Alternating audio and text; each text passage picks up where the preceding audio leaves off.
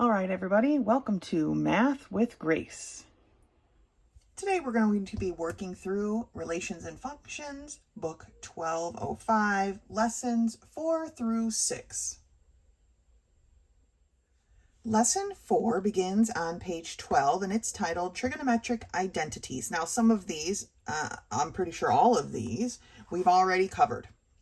Right, so there really isn't a whole lot to go over new in this section. They're just combining several of the things that we've already looked at. So in lesson 1, we looked at the reciprocal relationships, right? Lesson 2, we looked at these quotient relations, and then we have the Pythagorean relations that we learned in lesson 3. Oh, well, these were in lesson 2 as well. So lesson 2, this was lesson 3, actually, the quotient relationships. This was lesson 2. So basically, it's all the things that we've looked at before, and we're just going to be simplifying problems now using all of these together. So let's take a look at this example. It says to simplify sine squared theta over cosine theta plus cosine squared theta over cosine theta. First, they put the fractions into one. Okay, they combined it into one fraction. Second, they changed the numerator to a 1 because the sine squared of theta plus the cosine squared of theta equals 1. So they were able, and I have a little note card here. That would probably be easier to see, then I can see everything. Sine squared theta, cosine squared theta equals 1. So they changed that to a 1. Now we have 1 over cosine, okay? Finally, we can say that that is a secant because cosine equals 1 over secant, so secant equals 1 over cosine, okay? And that's what we have up here in our reciprocal relationships. So they were able to get it down to secant. So that was the answer, right? We're trying to eliminate these down to the least amount of variables, so to speak. Okay, so let's take a look at some of these problems. Next page here, page 13, number 1, cosine x times tangent of x. Okay, now the x is really no different than the theta, so don't get confused. Sometimes they're going to use theta, sometimes they're going to use a letter. Don't let that confuse you. Now up here at the beginning part of this page, they go over some changes here where if you subtract the sine from this equation, then we have cosine squared equals something. So don't forget that you can do those types of things as well. Anyway, cosine of x times tangent of x. So I grabbed a piece of scratch paper here because they really don't give us very much room. And we see that we have the cosine of x times the tangent of x, okay? So cosine I'm going to leave the same because I know that the tangent, okay, tangent equals sine over cosine, right? So I'm going to put that in. That gets us down, sine of x over cosine of x. Okay, this brings us closer to being able to cancel something, right? Because now we're multiplying here, so we can cancel. This is like a cosine over 1, so we can cancel these cosines, and all we're left with is the sine of x. So cosine x times tangent x is just the sine of x, all right? So this is what they're looking for. Same kind of stuff we did last lesson. We're just building on it, right? So here for number 4, we have the secant of theta times the cotangent of theta. All right, so for this one, we're going to take a look at these reciprocal rules over here. I'm just sliding my book down. And like I said, if you haven't made a note card yet, you should, and definitely use this stuff as your thing. We see here that, where was I? Okay, cosine times secant equals 1. We have a secant and a cotangent. Well, let's leave the secant alone. But remember that a cotangent, okay, right here, is the cosine over sine. So cosine of theta over the sine of theta. If we combine this to one fraction, Then we have the secant of theta times the cosine of theta all over the sine of theta, right? We know from here that the secant times the cosine is 1. So now we have 1 over the sine of theta.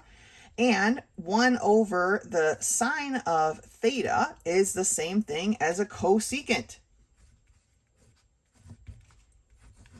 So that's where we end up, okay? Remembering that the sine and the cosecant are reciprocal of each other. So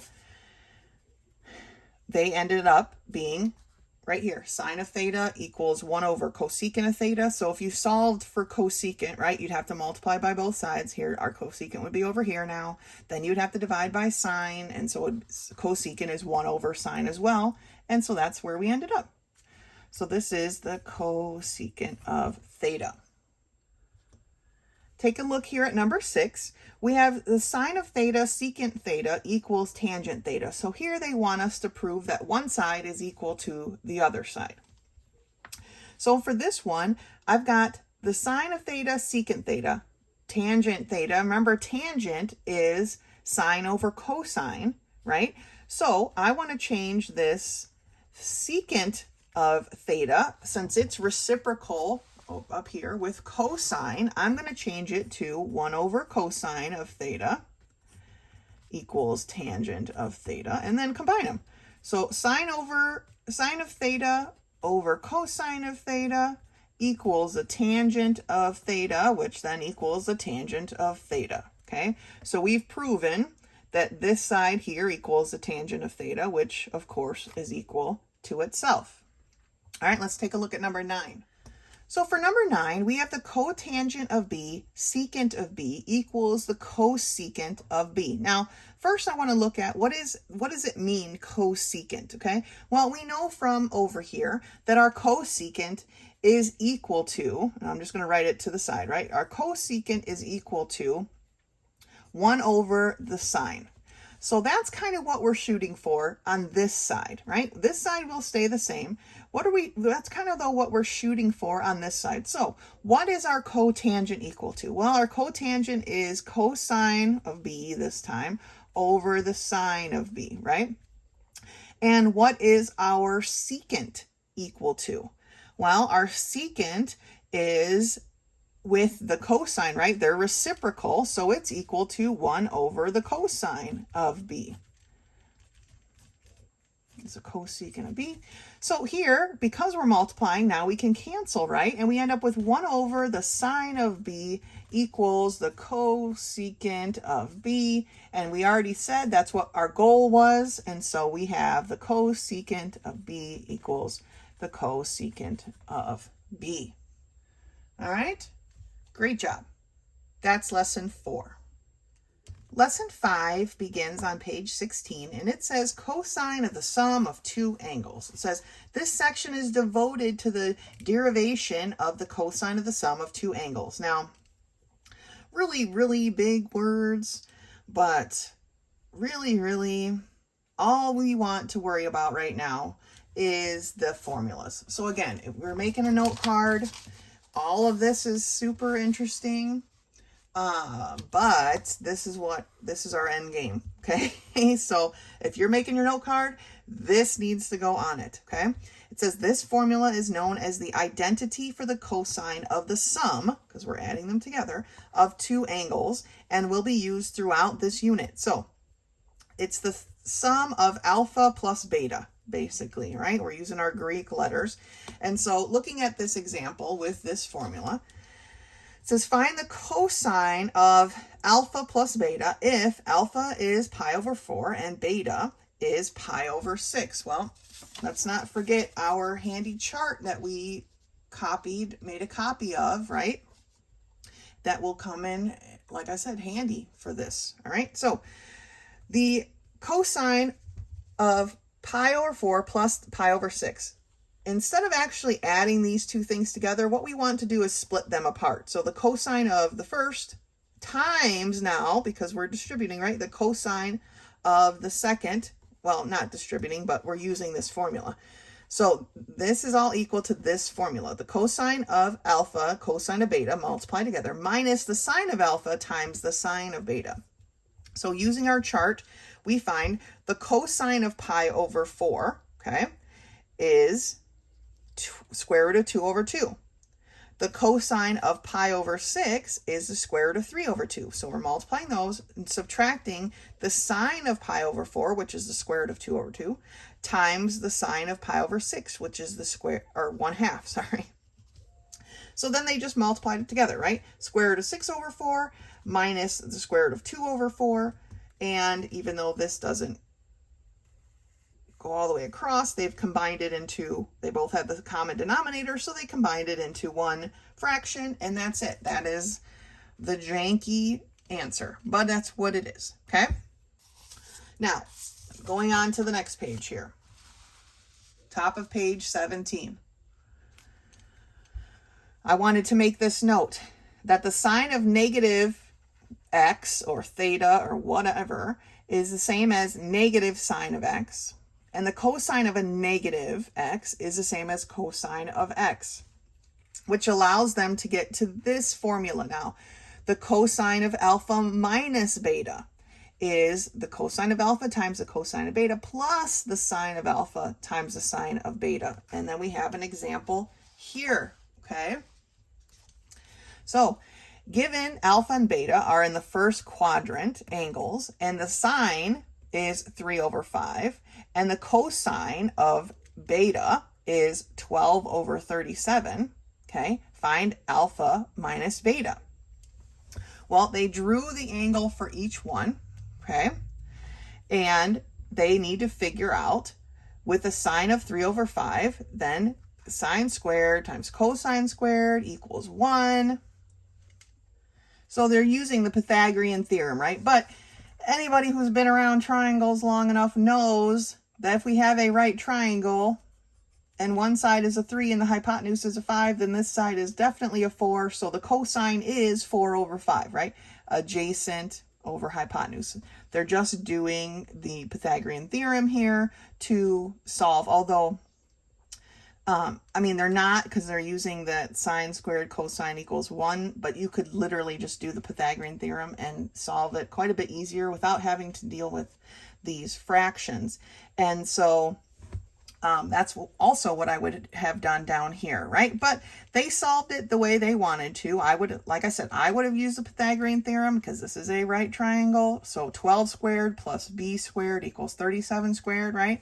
And solve for this number over here. But they just went ahead and did it, and they got 35, okay? And so the sine then was 35 over 37. So now they have all the parts that they need, right? Because they need, remember up here, they need the cosine of alpha, which is 4 over 5, times the cosine of beta, which is 12 over 37. So they're multiplying those. Plus the sine of alpha, which is 3 over 5, times the sine of beta, which is 35 over 37. So they multiplied, they added, and that, I assume they reduced if necessary. I'm not going to do the math out.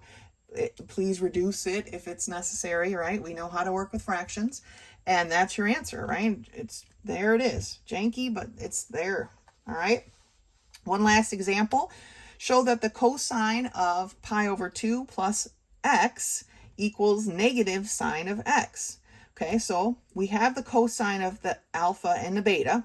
One is pi over 2, the other is x.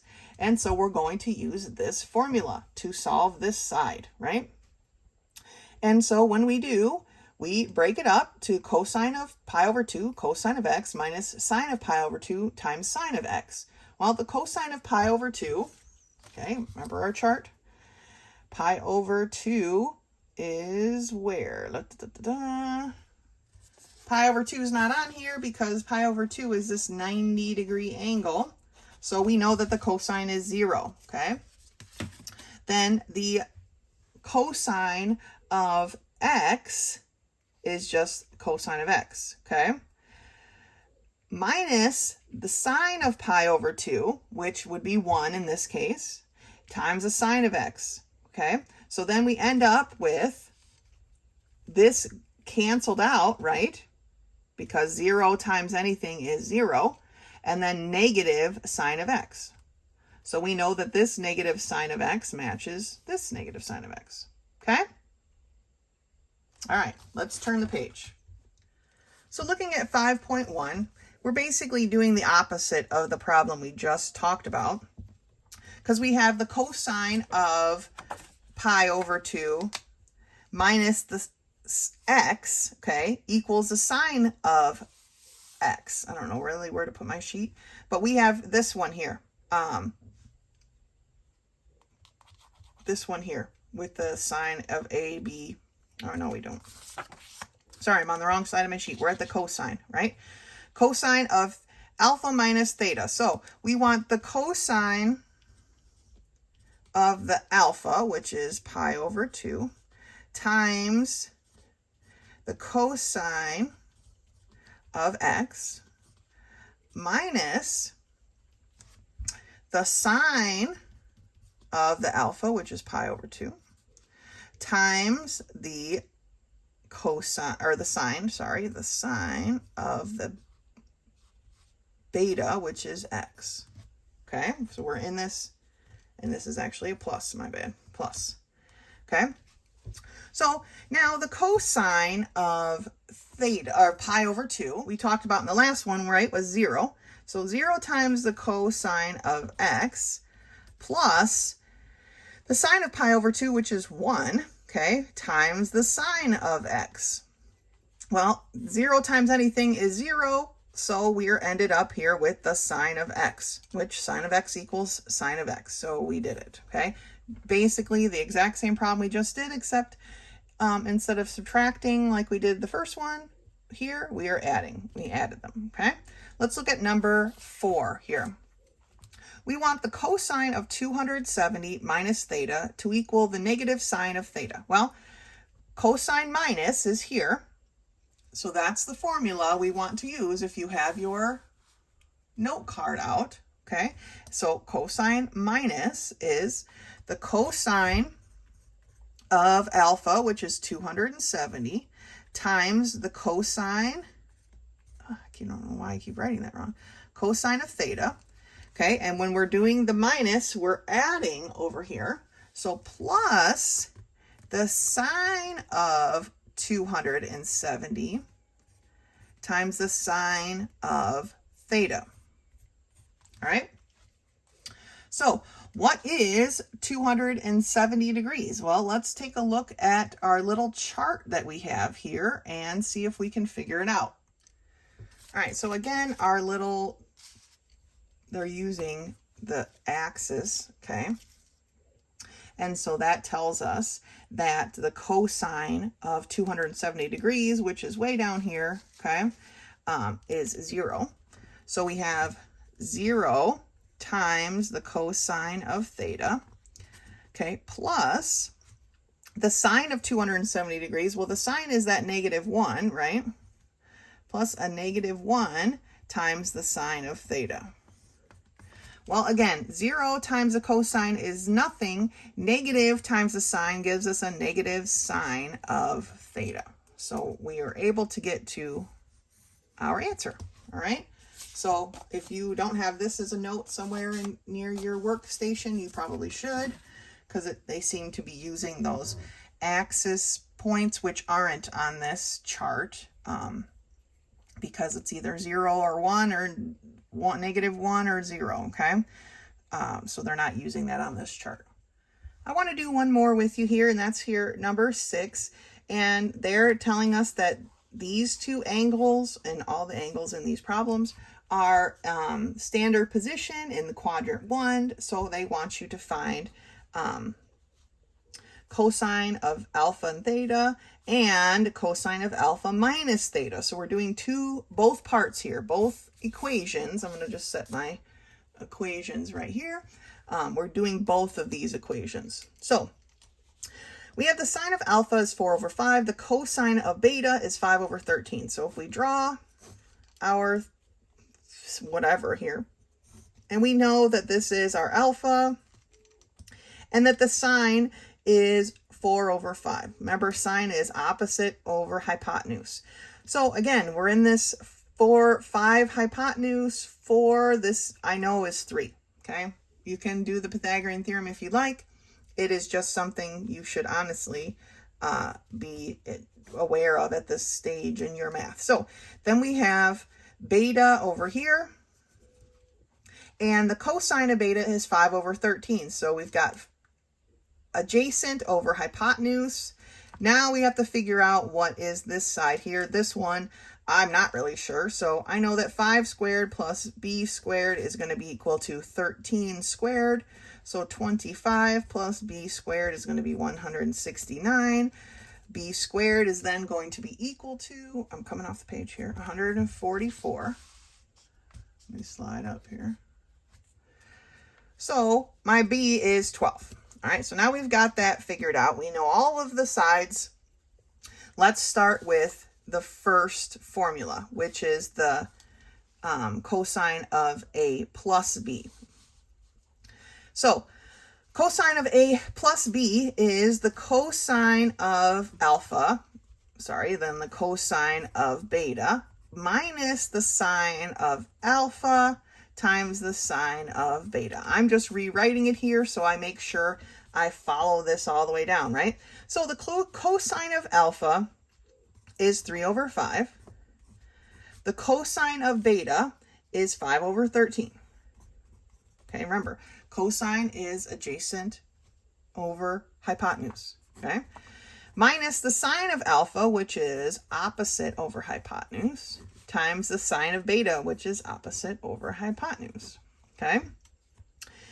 My 5's here cancel, so I'm just going to go ahead and cross them out, and I have 3 over 13 minus, I don't get as lucky here with my cancellations, right? So we need to multiply this out. So we have 48 over, what's 5 times 13? Let's see. That's going to be 65. I probably shouldn't have canceled here and just made this because then our denominators would be the same. So I'm going to go back and not cancel because then we'll have a common denominator.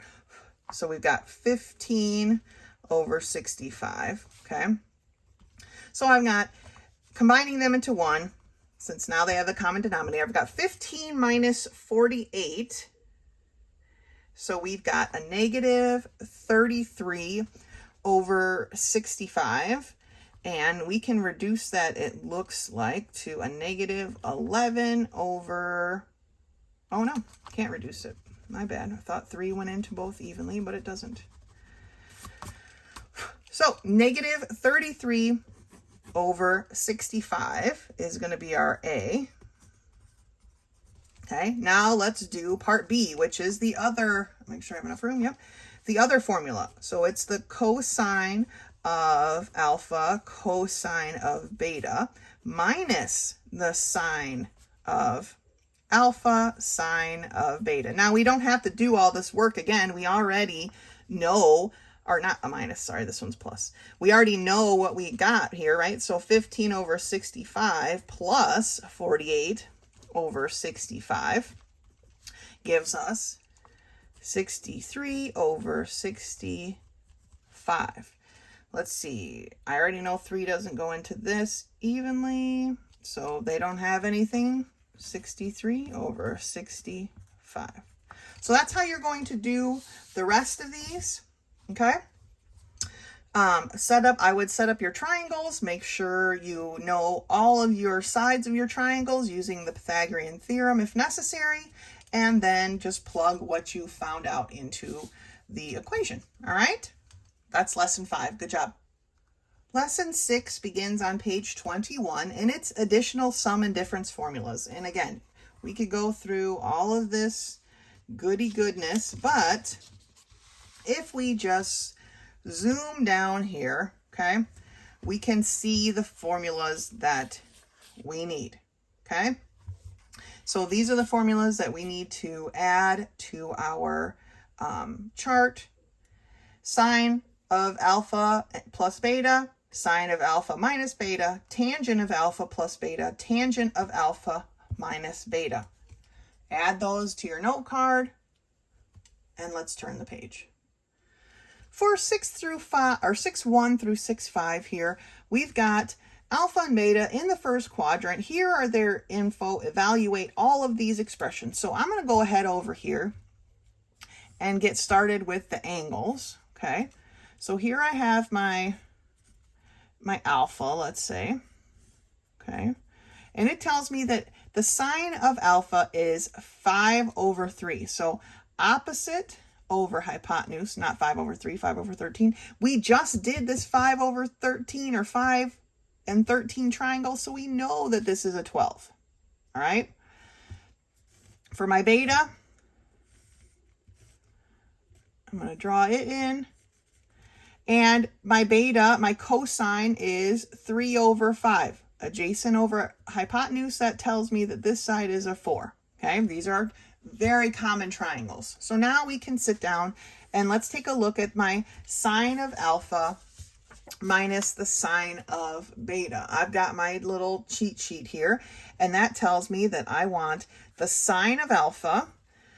Here's my alpha. Sine is opposite over hypotenuse, so 5/13 times the sine of, times the cosine of beta. So here we're mixing it up, okay?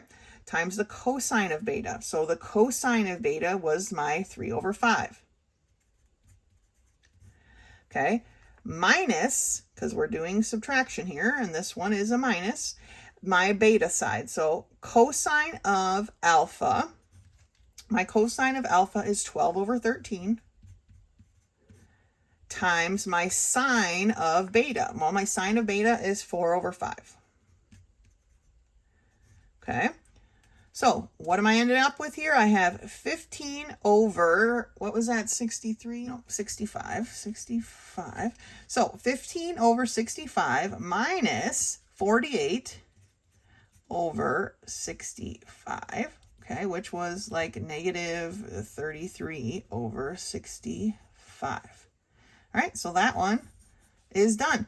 Now, of course, this is going to be the opposite, right, of, we have to remember some of our sine and cosine data, right? The sine of 30 degrees is the cosine of 60 degrees. That's just how those work together. So I'm not going to go over the cosine ones. Let's do this tangent one down here, since that's a newer formula for us.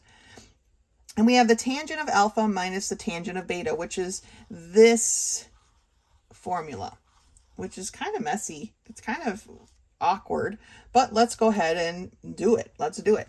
So we have the tangent of alpha. Remember, tangent is opposite over adjacent. So 5/12. And actually, I'm going to use the work line here as my fraction line, just so I have, it's not so small. 5/12 minus the tangent of beta. So that's going to be opposite over adjacent. So 4/3. All over 1 plus, so here's my division line, the tangent of alpha times the tangent of beta. So we just figured those out. So 5/12 times 4/3. Okay. So this is going to equal, I've got to change this one with the denominator of 12, right? So I've got 5/12 minus, to get this to be a 12, I have to multiply the 3 by 4. So then I need to multiply my numerator by 4 as well. So it becomes a 16. All over 1 plus 5 times, I'm going to reduce here first. My 4 goes into 4 1 times. My 4 goes into 12 3 times. So I've got 5/3 times 3, or 9. All right, reducing first. So now equals 5/12 minus 16/12 is definitely going to be a negative number, right? And it's going to be 11/12 all over. Now, my 1, I'm going to make a 9/9, right? Because that's how we add fractions. 1 becomes 9/9. So I have 9/9 plus 5/9 gives me 14/9. Okay, now we can't divide a fraction by a fraction, so we take the reciprocal. So we've got negative 11/12, and we're going to multiply that by the reciprocal of the denominator, which is then going to be 9 over 14. I'm going to reduce here since I can. 3 goes into 9 3 times, 3 goes into 12 4 times. So I end up with negative 33, don't forget that negative sign that was up here, over 4 times 14, which is 56. Do these have anything in common? I don't. Nope. Okay. So negative 33 over 56 is where we end up. All right. So one step at a time, working through the formulas. Make sure you have your note card written up. I'm going to do one more of these with you, and that's number 11. And they just want us to simplify these expressions. And we have the sine of pi over 6 plus beta. Okay, they're not giving us beta. But with the sine plus, they're going to be up here, right? So the sine of pi over 6, I'm going to grab my chart here because I have pi over 6. And the sine of that is going to be 1/2, okay, times the cosine of beta, because I don't know what that is, plus the cosine of pi over 6, which is the square root of 3 over 2, times the sine of beta, which I don't know what that is.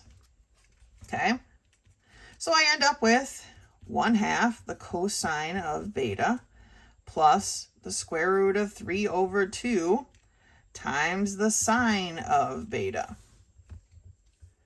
Now, if you were feeling adventurous, you could combine them into one fraction, since technically they both have the same denominator, but honestly, that's an unnecessary step because we can't take this problem any farther because of this square root of 3 kind of locks us in.